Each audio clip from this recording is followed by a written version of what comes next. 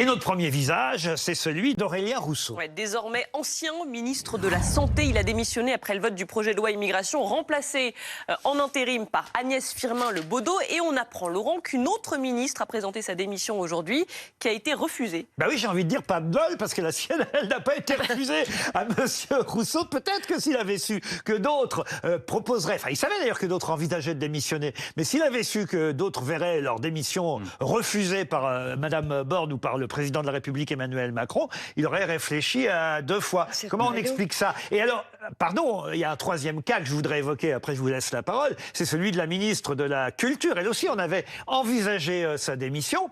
Après ce qu'elle a entendu hier, et ce sera notre sujet dans la deuxième partie à son propos, est-ce qu'elle aussi, elle ne devrait pas envisager de proposer sa démission? Elle a démenti ces rumeurs, en tout cas.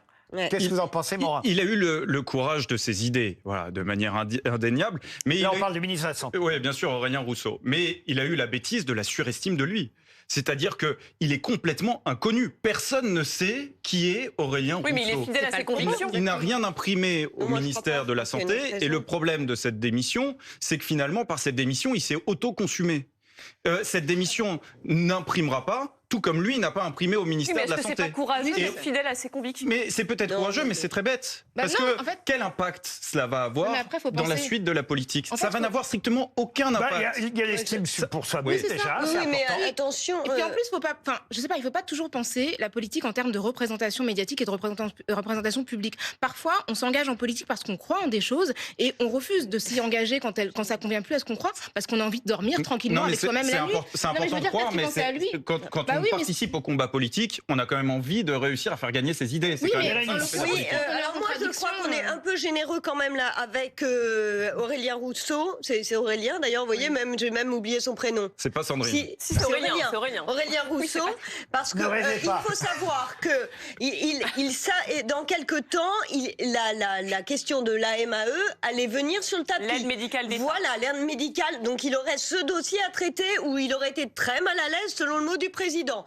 Ensuite, finalement, il n'a rien résolu à l'hôpital et dans toutes les questions médicales qui se sont posées à lui. Donc moi, je crois aussi qu'il y avait une lassitude et qu'il y avait une phase. Là, il a saisi l'occasion de se retirer. Je veux bien, moi, j'aimerais que ce soit des questions de courage et de fidélité à ses positions politiques. J'en doute. Je crois surtout que il sentait l'impasse et puis ceux qui se préparaient, ceux qui s'annonçaient, et il n'avait absolument pas envie de... Juste un mot sur Sylvie Retailleau. Ce qui est intéressant, c'est qu'effectivement, cette démission a été refusée. Alors en réalité, la démission... Ministre de l'Enseignement supérieur. Elle était étroitement liée évidemment au projet de loi immigration dans lequel il y a justement la caution, vous le savez, pour les étudiants étrangers.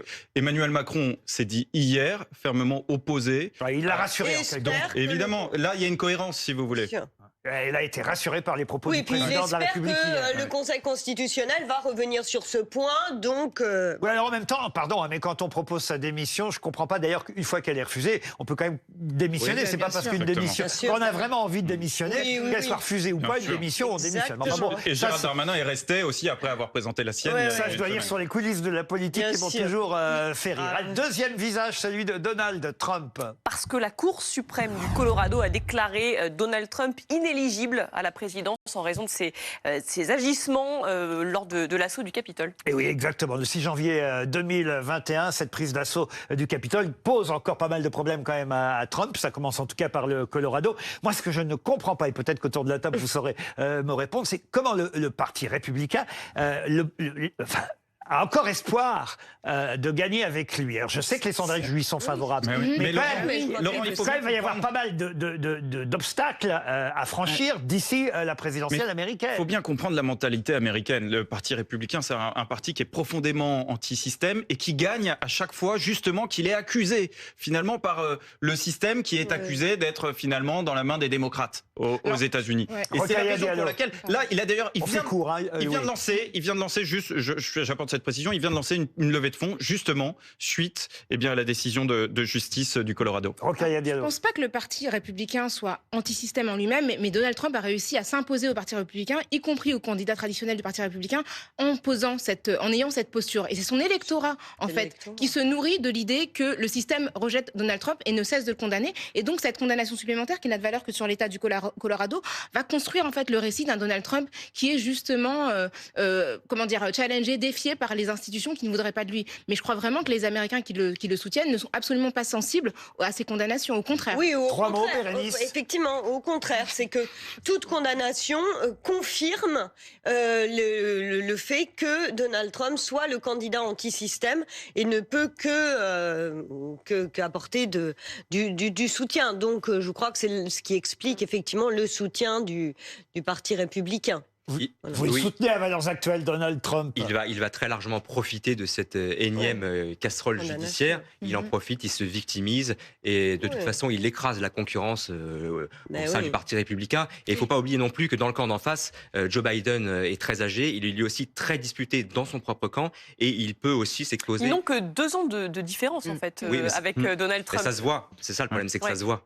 Dernier visage de notre trombinoscope. Je ne suis pas certain qu'on va disserter là-dessus pendant plus de 30 secondes, mais quand même, je voulais vous montrer notre champion de... Alors, paysagiste, c'est un peu dur pour lui, parce que certes, c'est son métier, mais c'est pas pour ça qu'on parle de lui dans la presse. C'est parce que quand même, c'est un champion de fléchettes. Alors, vous allez me dire, vous vous intéressez pas forcément aux fléchettes, mais pour une fois qu'on a un Français qui se qualifie dans un sport international, car il y a que chez nous, pardon, qu'on ne prend pas au sérieux les fléchettes. Non, mais ne riez pas. C'est diffusé sur la chaîne L'Équipe, maintenant, les fléchettes. Et il y a de plus en plus... Il y a des commentateurs des championnats de fléchettes. Alors écoutez, je n'irai pas jusque-là. Mais il y a des gens à qui on dit tu vas commenter les fléchettes. Ils n'ont pas le choix. Et on va suivre en tout cas sa performance, parce que pour l'instant il est toujours qualifié. Il jouait aujourd'hui, ce soir, j'ai essayé d'en savoir plus, mais autant vous dire qu'effectivement l'information... Et aux Jeux Olympiques, ce sera représenté ou... Non, pas encore. Non, quand même pas. Mais ça pourrait un jour. Vive les fléchettes, on y a tous joué quand on était gamin, et on a un Français qui s'illustre au niveau international. On n'allait pas faire la fine bouche, vous êtes d'accord, Julie? Oui, pourquoi pas. Je vous sens pas concerné par le sujet. J'étais surprise par ce choix, mais j'accepte.